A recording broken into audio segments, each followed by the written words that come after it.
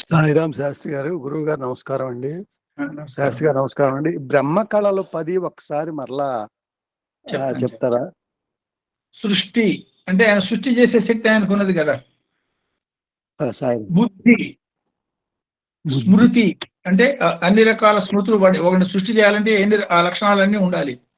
అంటే వాడికి ఉన్న అనేక రకాల కర్మలు, ఆ కర్మలకి సంబంధించిన మొత్తం దానికి తగ్గ శరీరాన్ని ఆ వ్యక్తికి ఇవ్వాలి కదా. అందరికీ ఒకే శరీరాన్ని ఇప్పుడు మిషన్ లో ప్రొడ్యూస్ చేసినట్టుగా, ఫ్యాక్టరీలో ప్రొడ్యూస్ చేసినట్టుగా మనం చేసేది అవకాశం కాదు కదా.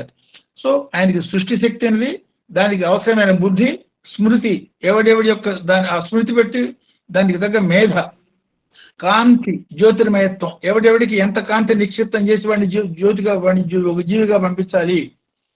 సో జ్యోతి అంటే ఏమిటి? జ్యోతి అంటే ఏమిటి? అది కూడా తేజ్ అంటే లక్ష్మి.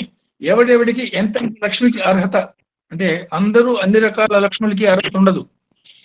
వాడికి ఏ లక్ష్మి వాడి నుంచి పంపించాలి, ద్యుతి ఎంత కాంతి వాడికి ఉండాలి, వాడికి ఉండే స్థిరత్వం ఏమిటి, ఏ స్థితిలో వాడు ఉండాలి, ఎంత సిద్ధుల్ని వాడు కలిగి ఈ జన్మ ఎత్తాలి, ఈ సమస్తమైన జ్ఞానానికి సంబంధించి ఆయన సృష్టికర్త. అందువల్ల ఒక్కొక్కరిలో ఒక్కొక్క మాదిరి సిద్ధి, ఒక్కొక్క మాదిరి కాంతి, ఒక్కొక్క మాదిరి లక్షణం, ఒక్కొక్క మాదిరి మేధ, అంటే వాడి జన్మాంతర కర్మల్ని బట్టి ఏర్పడతాయి. కాబట్టి ఎవరెవరిని ఎట్లా సృష్టించాలనేటువంటి అఖండమైన జ్ఞానానికి బ్రహ్మకి అది ఇవ్వబడింది. అందువల్ల ఆయన సృష్టికర్త బ్రహ్మ. విష్ణుమూర్తి కానీ మహేశ్వరుడు కానీ సృష్టి చేయగలిగిన వాళ్ళు చెయ్యరు. ఆ కర్తృత్వం బ్రహ్మకి మాత్రమే ఇచ్చారు. ఆయన యొక్క దశ కళలు సృష్టి, బుద్ధి, స్మృతి, మేధ, కాంతి, ద్యుతి, స్థిర, స్థితి, సిద్ధి, వీటి ఈ పేరుతో పిలుస్తారు. సాయిరాం అండి. నమస్కారం.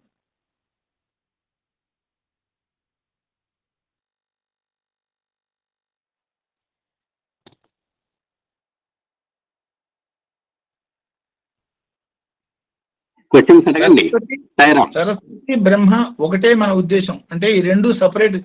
బ్రహ్మ యొక్క శక్తి సరస్వతి, సరస్వతి యొక్క రూపం అంటే ఈ అన్యోన్యత వాటిలో ఉండేది. అంటే విడదీయటానికి సంబంధం లేని స్థితి ఎట్లా ఉంటుంది, అది కేవలం శివశక్తి పరంగా ఒక మాదిరి అన్వయం చేసుకుంటాం. విష్ణుమూర్తి వక్షస్థలంలో లక్ష్మి అయినప్పుడు విష్ణుమూర్తి యొక్క శక్తి హృదయానికి సంబంధించిందిగా ఆ మాదిరిగా అర్థం చేసుకుంటాం. అట్లా ఈ అక్షర గ్రూపుల యొక్క వర్గాలు నుంచి మా వర్గం మాట్లాడచ్చు. ఇంతకుముందు అంటే లలిత సహస్రనామం చెప్పినప్పుడు ఈ చక్రాలు రిలేటెడ్ వర్ణాలు కూడా చెప్పాడు. 50ని కూడా విడగొట్టాడు. అవును, నా దగ్గర మ్యాటర్ ఉంది sir. I will post today or tomorrow. ఆ లెటర్స్ కూడా ఐ కెన్ పోస్ట్. మీరు చెప్పినవి కూడా అట్లే అది చెప్తే ఇంకా బొర హీట్ ఎక్కుతుంది. ఇప్పుడు మీరు ఎక్కడ ఆపారంటే కల్చటప్ప అంటే ఆ రోజు తెలుసాగా కల్చటప్ప అంటే ఏంటి ఇప్పుడు అర్థమైంది. అంటే అప్పుడు అంటే ఛందస్సు గ్రహించిన వాళ్ళు ఇప్పుడు కోటేశ్వర లాగా పద్యాలు రాస్తున్నారు. మేము ఎగ్జామినేషన్ లో మార్కులు సంపాదించడానికి మేము ఛందస్సు నేర్చుకున్నాం. సవర్ణమయ మెసేజ్ చేస్తారు అంతవరకే. To get the grammar marks we learn ఛందస్సు. సో దాన్ని ఇప్పుడు వృత్తిపరంగా పెట్టి ఇద్దరు ఉన్నారు. ఆయన ఇంకో ఆయన ఉన్నాడు, మూర్తి గారు. ఆయన వాళ్ళిద్దరు కూడా రాయటం కారణం ఏంటంటే ప్రాక్టికల్లీ ఇప్పుడు ఇందాక అన్నారు అనుభూతితోనే వస్తుంది. వర్ణాలు పైకి చెప్తుంటే మా అందరు కూడా వర్ణాలు నేర్పింది ఒక రకమైన టీచరే. కోటేశ్వర గారు కావచ్చు, గాదే శ్రీరామ, అందరూ కూడా వర్ణాలు నేర్పింది ఒక రకమైన టీచర్ నేర్పుకుంటాడు. బట్ మేమేమో లౌకిక పరంగా దాన్ని మార్కులు సంపాదించడం ఎలా, ఛందస్సు కనుక వస్తే పద్యాన్ని ఎలా విడగొట్టాలి, లఘువులు పులులు అంతవరకు నేర్చుకున్నాం. కాస్త డీప్ గా వెళ్ళి దే ఆర్ ఇంప్లిమెంటింగ్ ఛందస్సు వర్ణాలు మాటల రూపంలో వ్యక్తీకరిస్తున్నారు వీళ్ళిద్దరు. అద్భుతం సార్ అది. అంటే ఒక సింపుల్ లాజిక్ చూడండి. ఒక మాట మాట్లాడాలంటే ఎన్ని శక్తులు కావాలండి? 8 శక్తులు. ఇప్పుడు ఎవరు అనూహ్యం సార్. నోరుంది కదా అని ఎడాపిడా మాట్లాడటమే కానీ how this is coming out ఒక్కసారి ఆలోచిస్తే నోరుంది కదా అని ఏదో అంటుంటారు. హౌ దిస్ ఎంత టూ మచ్ మ్యాగ్నిట్యూడ్ సార్. ఎంత జ్ఞానం మన వాడు ఎందుకు ఇచ్చాడో అదే అది చూడండి. ఎంత నిక్షిప్తం చేయబడిందో ఆధ్యాత్మిక జ్ఞానం మన భారతీయ సంస్కృతిలో చూడండి సార్. అంటే ఇందులో Just- ఇప్పుడు మాటలు రావంటే ఏదైనా లోపించవచ్చు. ఏంటి డాక్టర్కి ఏం తెలుస్తుంది? అవును. దాని ఊరికే వోకల్ ఫ్యాకల్టీస్ అంటారు వాళ్ళు. ఒకటే అంటాడు బాబు అవి లేవు అంటాడు. దానికి ఏదో ఇంకా అదైతే కార్పొరేట్ హాస్పిటల్ అయితే అది తెప్పిస్తాను ఇది తెప్పిస్తే 2 లక్షలు 3 లక్షలు వేస్తాడు. అందుకనే ఇప్పుడు అంటుంటారు అనమాట, జాగ్రత్తగా గుండె కన్నా ట్రాన్స్ప్లాంటేషన్ ఉంది, kidney but there is no transplantation for vocal cords sir. ఆ వోకల్ కార్డ్స్ రిప్లేస్మెంట్ ఉంటే చాలా మంది మగవాళ్ళు మామూలు వాళ్ళు అయ్యేవాళ్ళు పాపం. అవును. భగవంతుడు సృష్టిలో మీరు అన్నా చూసేదా, first creation vocal cords, vocal faculty, then sexual difference. ఎవరికైనా vocal faculty is important for both M and F. Fantastic. Sairam అండి. ప్రాథమిక అందుకే పాఠశాల actually ఉపాధ్యాయుడిగా మంగళవారం అర్థమైంది కదా ఇప్పుడు.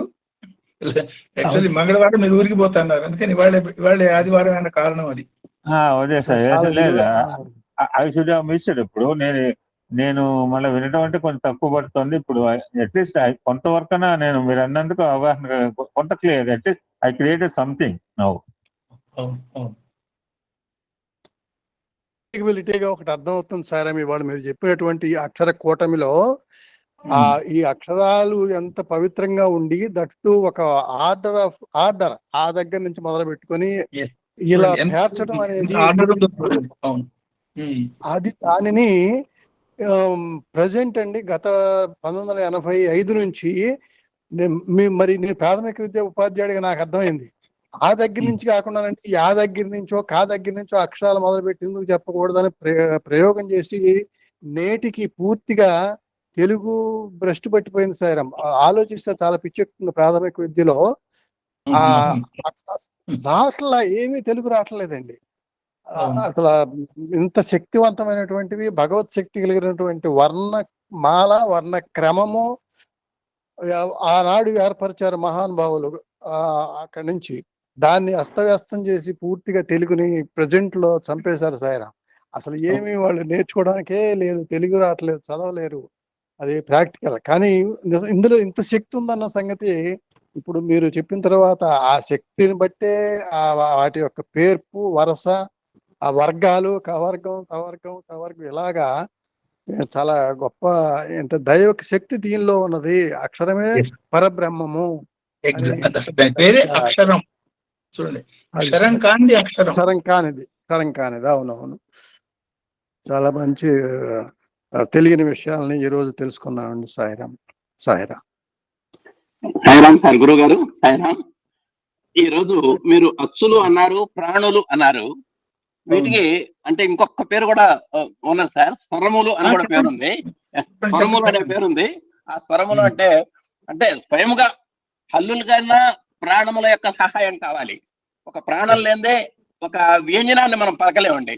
అంటే కకారం అనేటువంటి హల్లుని కాగా పలకాలి అంటే ఆ అనేటువంటి ప్రాణం మనం పోయాలి. కానీ ఆ స్వరములు అంటే స్వయముగా పలకబడేటువంటివి. వ్యంజనాలైనా అస్వతంత్రం, అచ్చులు మాత్రం స్వతంత్రం అండి, స్వయంగా పలకబడతాయి. ఆ దగ్గర నుంచి అమ్మహారము. తర్వాత ఇవాళ మీరు చెప్పిన దాంట్లో అనుమానం ఏంటంటే, సృష్టికి ఆది నాదము ఓంకారము అని చెప్పారు మీరు. అక్కడ నాదాతీత, శబ్దాతీత, గుణాతీత, రూపాతీత అంటూ వర్గాలు చేశారు మీరు. ఇవి ఆ వర్ణ వ్యవస్థలో ఈ గుణాలేమిటి, రూపాలేమిటి, వీటిని ఎట్లా అన్వయం చేసుకోవాలి ఒక్క సూక్ష్మంగా చెప్పండి సార్. అదే నమశివాయకి సంబంధించింది అది. ఆ నమశివాయలో ఉండే బ్రహ్మ విష్ణు మహేశ్వర తత్వాలు రూపాలుగా వాళ్ళని మనం చూడగలుగుతాము. బ్రహ్మ విష్ణు మహేశ్వర తత్వం దాకా ఆ ముగ్గురికి గుణస్వరూపాలుగా వాళ్ళని మనం చూడగలుగుతాము, రూపాలుగా వాళ్ళని మనం చూడగలుగుతాము, అకార ఉకార మకారాలుగా వాళ్ళని చూడగలుగుతాము. ఆ తర్వాతకు వచ్చేటప్పటికి గుణాతీతత మొదలవుతుంది. ఆ గుణాతీతత, శబ్దాతీతత మొదలయ్యేటప్పటికి మెల్లిగా ఈ రూపం నుంచి రూపరాహిత్య స్థితికి క్రమంగా మెట్టుమెట్టుగా పైకి పోతోంది. ఈ మొదటి 3 గుణాలన్నాం, రూపాలన్నాం, వర్ణాలన్నాం, శబ్దాలన్నాం. ఆ ఊ మా తర్వాత 2 తత్వాలు ఏమిటది? అర్ధచంద్ర, బిందు. అది దాన్ని అర్ధచంద్ర, బిందు ఉన్నది కానీ దాన్ని ఏమిటో మనం చెప్పలేని స్థితి. ఆ 4వది కలిపేటప్పటికి అంతవరకు వచ్చేటప్పటికి ఏం చెప్పారు? ఈ 3 తలకాయలతోనూ దత్త స్వరూపుడు దత్త బ్రహ్మ, బ్రహ్మ విష్ణు మహేశ్వరుల యొక్క సంకేతం అన్నారు. 3 సమిష్టి అన్నారు. దాన్ని కాలతత్వం అన్నారు. ఓకే, అక్కడికి 5కి వచ్చేటప్పటికి దాన్ని ఏం చెప్పాలో మనకు తెలియదు. ఈ విశ్వం అంతా వ్యాపించినటువంటి శక్తి ఏదైతే ఉందో దాన్ని సదాశివ తత్వం అన్నారు. ఈ 6 అనేది అగ్రాహ్యము. అక్కడి నుంచి అత్యంత సూక్ష్మతరం స్టార్ట్ అవుతుంది. అందుకని పంచబ్రహ్మల్లో నమశివాయ వరకు మనం ఊహించవచ్చు. కనీసం నా అనేది బ్రహ్మని, మా అనేది విష్ణువని, సి అనేది లైకరుడైనటువంటి మహేశ్వరుడని, వా అనేది కాలస్వరూపుడైనటువంటి దత్తాత్రేయ తత్వం అని, యా అనేది ఆ నిరాకారం కానీ భావించదగ్గ నిరాకారమైనటువంటి మహాశూన్యం అని నమశివాయ దాకా భావించవచ్చు. కానీ ఆ తర్వాత మిగతా వాటిని మనం భావించలేము. భావానికి కూడా అంటే కేవలం ఆ నాదం ఇంకా సూక్ష్మంగా పోయి నిరాకార పరబ్రహ్మ దగ్గరికి వెళ్ళిపోతుంది. కాబట్టి నమశివాయ వరకు మాత్రమే మనం అర్థం చేసుకోగలుగుతాము. అంతవరకు అర్థం చేసుకుని దాని కనుక సాధించగలిగేటట్టయితే అక్కడి నుంచి పరబ్రహ్మతత్వానికి ఆయనే తీసుకుపోతాడు. అదే ఈ 5 ఈ షడ్భావం దాకా మీరు రండి, అక్కడి నుంచి సప్తమం దైవకృతం నిరాకార పరబ్రహ్మ దగ్గరికి సాక్షాత్ ఆ శివుడే తీసుకుపోతాడు అని దీన్నే శివుడు తారక మంత్రం ఉపదేశించాడు. ఏమిటిది? తనలో ఐక్యం చేసుకునే దానికి ఒక మార్గాన్ని సుగమం చేశాడు. ఆ పరమైన అన్వయంగా చేసుకోవచ్చు. సాయిరామ్ సార్, ధన్యవాదాలు సార్. సాయిరామ్ అండి శాస్త్రి గారు. సాయిరామ్. అమ్మవారు మంచం కోళ్ళు 4 అని చెప్పారు కదా, ఆ 4 కోళ్ళులో ఎవరెవరు ఉంటారు? ఒకసారి చిన్న బ్రహ్మ విష్ణు మహేశ్వర శివస్వరూప కాలస్వరూపం అమ్మ. బ్రహ్మ విష్ణు మహేశ్వరులు. బ్రహ్మ విష్ణు మహేశ్వరులు 3 కాళ్ళు. ఈ కాలస్వరూపమైనటువంటి దత్తాత్రేయ తత్వం అది 4వ కాలు. ఈ వీపు ఆనుకునే వీపు ఉన్నదే అది సదాశివ తత్వం. సాయిరామ్ అండి. అదే మణిదీప వర్ణనలోని దీనికి సంబంధించిన ఒక శ్లోకం వస్తుంది. చింతామణుల మందిరమందు పంచబ్రహ్మల మంచము పైన మహాదేవుడు భువనేశ్వరితో నివసిస్తాడు మణిద్వీపంలోని. ఆ శ్లోకం గుర్తొచ్చింది సాయిరామ్ మీరు వచ్చి. ఎగ్జాక్ట్లీ. ఆ మణిద్వీపం అంటే అనేక రకాలైనటువంటి జ్యోతిర్మయత్వంతో వెలుగుతున్న నిశ్శబ్దమైన మనస్సే మణిద్వీపం. అంతదాకా పోయినప్పుడు ఆ మణిద్వీపం మీద కనపడే శివశక్తుల యొక్క తత్వాన్ని ఆ ద్రష్ట వర్ణిస్తున్నాడు అందులో. సాయిరామ్ అండి. ఆ శ్లోకం గుర్తొచ్చింది, పేర్లు తెలియలేదు ఎవరా 4 అని. సాయిరామ్ అండి.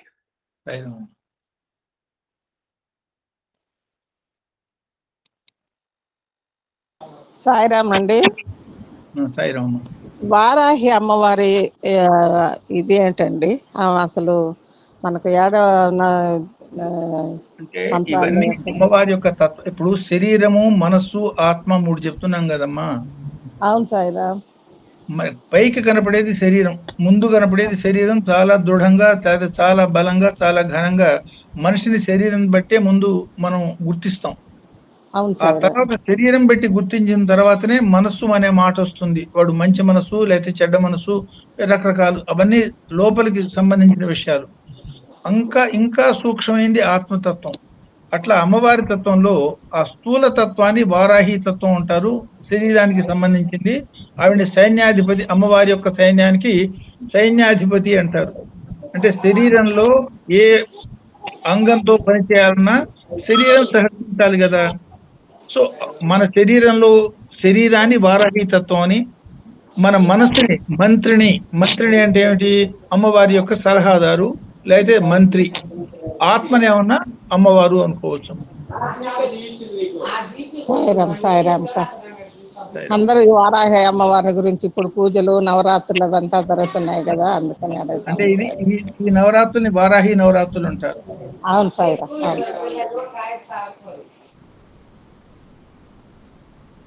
సాయిరాం సాయిరాం శాస్త్రి గారు, హృదయపూర్వక నమస్కారాలు.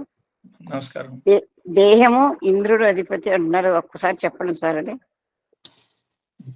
సో దేహంలో మనస్సు ఉన్నది కదా, దేహంలో అనేక ఇంద్రియాలు ఉన్నాయి కదా. ఈ ఇంద్రియాలన్నీ ఎవరి కంట్రోల్లో ఉంటాయి? సపోజ్ ఓ మాట నేను మాట్లాడాలి, మాట్లాడాలంటే మనస్సు సహకరిస్తేనే మాట బయటకు వస్తుంది. గాఢ నిద్రలో ఉన్నవాడు మాట్లాడలేడు, కలలో ఉన్నవాడు కూడా మాట్లాడలేడు. కలలో కనుక ఎవడన్నా ఉండేటట్టయితే దానికి ఏం చెప్తారంటే పెద్దవాళ్ళు మనకి, హృదయ స్థానంలో గనక ఆత్మ ఉండేటట్టయితే వాడు గాఢ నిద్రలో ఉంటాడు.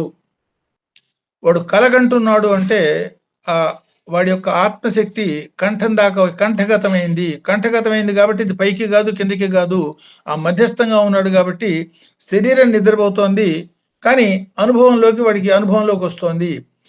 అదే మనస్సుతో ఆత్మ కలిసినప్పుడు సంపూర్ణమైనటువంటి చైతన్యంతో ఉన్నాడు, అన్ని రకాల పనులు చేస్తున్నాడు, వాడు పూర్తి స్పృహతో ఉన్న మానవుడు అనే మాట చెప్తాం. సో సుషుప్తిలో ఉన్న స్థితి ఏమన్నా ఆత్మ హృదయంలో ఉన్నట్టు, కంఠంలో ఉన్నప్పుడు ఏమన్నా కలగంటున్న స్థితి, మనసులో ఉన్నప్పుడు ఏమన్నా పూర్తి చైతన్యంతో ఉన్నటువంటి స్థితుల కింద దీన్ని అన్వయం చేసుకోవచ్చమ్మా. సపోజ్ మనస్సు ఉన్నది, ఈ పూర్తి చైతన్యంతో మనం ఉన్నప్పుడు మాత్రమే మన మనస్సు పనిచేస్తుంది. అంటే ఆత్మ మనసుతో కలిసినప్పుడు మాత్రమే పూర్తి చైతన్యవంతమైన స్థితి వస్తుంది. ఆ చైతన్యవంతుడిగా ఉన్నప్పుడే మన కాళ్ళు చేతులు ఎక్కడికన్నా పోవాలంటే కాళ్ళు వాటంతట పోతాయా?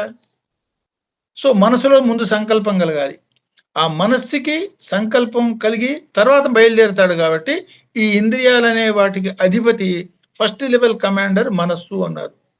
సో మనస్సుని ఇంద్రుడు అన్నారు, ఇంద్రియాలన్నిటికీ అధిపతి కాబట్టి మనస్సు ఇంద్రుడు.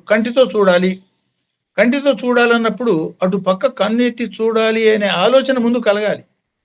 ఆ ఆలోచన మనసుకి సంబంధించింది కాబట్టి దాన్ని ఫస్ట్ లెవెల్ కమాండర్ అన్నారు. ఫస్ట్ లెవెల్ కమాండర్ కనుక అయ్యేటట్టయితే ఆత్మ హృదయంలో ఉన్నప్పుడు, గాఢ నిద్రలో ఉన్నప్పుడు ఏమైంది? మనస్సు చేతనారహితమైపోయింది. కారణం ఏమిటి? ఆత్మ దాంతో పాటు లేదు. అందువల్ల చేతనారహితమైన మనస్సు వీటిని కంట్రోల్ చేయలేదు కాబట్టి మనస్సుని ఫస్ట్ లెవెల్ కమాండర్ ఇంద్రియ అన్నారు. ఆ ఇంద్రుణ్ణి కమాండ్ చేసే శక్తిని ఆత్మ అన్నారు. అందువల్ల ఇంద్రియాలకు అధిపతి ఇంద్రుడు, ఇంద్రియాలన్నీ కూడా దేవతా శక్తులు. ఈ దేవతల శక్తులన్నిటికీ అధిపతి ఇంద్రుడు. ఆ ఇంద్రుడికి అధిపతి ఎవడయ్యా అంటే పరమేశ్వరుడు. అట్లా అన్వయం చేసుకోవచ్చు సార్. సాయిరాం అంటే అధినేత అన్నమాట, ఆ శక్తి అధినేత ఇంద్రియాలకు అధినేత అంటే ఫస్ట్ లెవెల్ కమాండర్, సంపూర్ణమైన. అంటే రాజుగారు సపోజ్ సైన్యాధిపతి కమాండ్ లో సైన్యం అంతా పనిచేస్తుంది. అల్టిమేట్ గా సైన్యాధిపతి ఎవడు కమాండ్ లో పనిచేస్తాడు? రాజుగారి కమాండ్ లో పనిచేస్తాడు. కానీ రాజు వచ్చి సైన్యానికి డైరెక్ట్ గా కమాండ్ చేయడు. అట్లా ఆత్మ డైరెక్ట్ గా శరీరానికి వచ్చి నువ్వు ఈ పని చేయి ఆ పని చేయని చెప్పదు. ఈ కమాండర్ లాగా, సెకండ్ లెవెల్ కమాండర్ లాగా మనస్సు మన శరీరం చేత, అనేక ఇంద్రియాల చేత అనేక పనులు చేస్తూ ఉంటుంది. కాబట్టి ఈ ఇంద్రియాలన్నీ దేవశక్తులని, ఇంద్రియాలకు అధిపతిని ఇంద్రుడని అట్లా అన్వయం చేసుకోవచ్చు. ఇప్పుడు 3 అవస్థల్లో ఇంద్రుడు ఎలా పనిచేస్తాడో చెప్పారు సార్.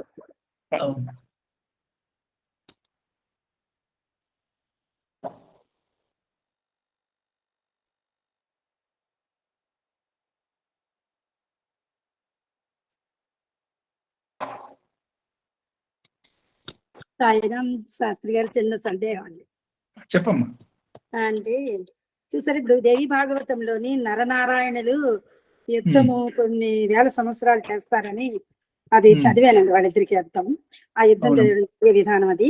ఆ నరనారాయణులే ఈ ద్వాపర యుగంలో కృష్ణార్జునులండి. అవునమ్మా. సాయిరాం అండి.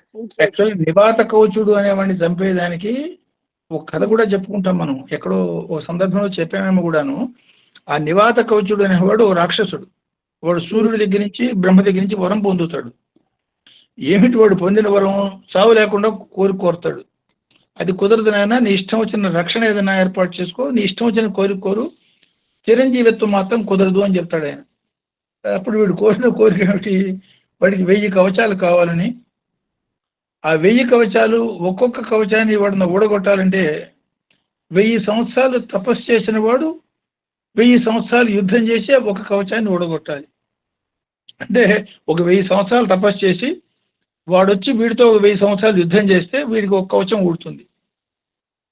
సో వీడిని చాలా లోకకంటకుడుగా మారిపోయినప్పుడు ఈ నారాయణ అంటే బ్రహ్మ యొక్క, భగవంతుడి యొక్క రిప్రజెంటేటివ్ మానవుడు అని ఒక రకంగా. ఈ నరుడు నారాయణుడు అంటే తన యొక్క ద్వంద్వ రూపం, ఆది ద్వంద్వం, ఆ రూపంలో వచ్చి నారాయణుడు మొదట యుద్ధం చేస్తున్నప్పుడు నరుడు తపస్సులో ఉంటాం, 1000 సంవత్సరాలు ఆయన తపస్సులో ఉంటాం. ఆయన యుద్ధం పూర్తి చేసి ఒక కవచం ఓడగొట్టంగానే ఈ 1000 సంవత్సరాలు పూర్తి చేసిన నరుడు పోయి ఆ రెండవ కవచాన్ని ఊడగొట్టడం, అట్లా వాడికి పాపం జీవితాంతం యుద్ధమే అవుతుంది.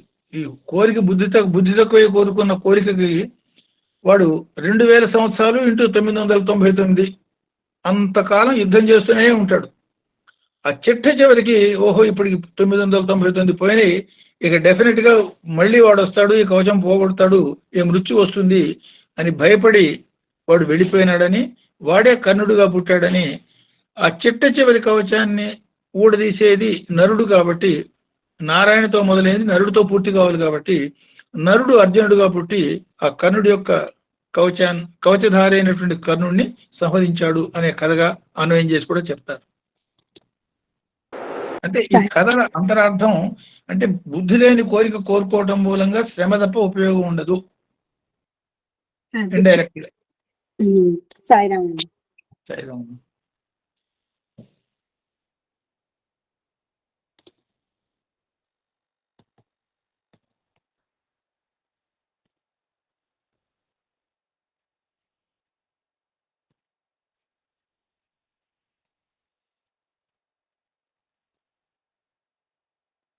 ఇంకెవరున్నారండి? సాయిరామ్.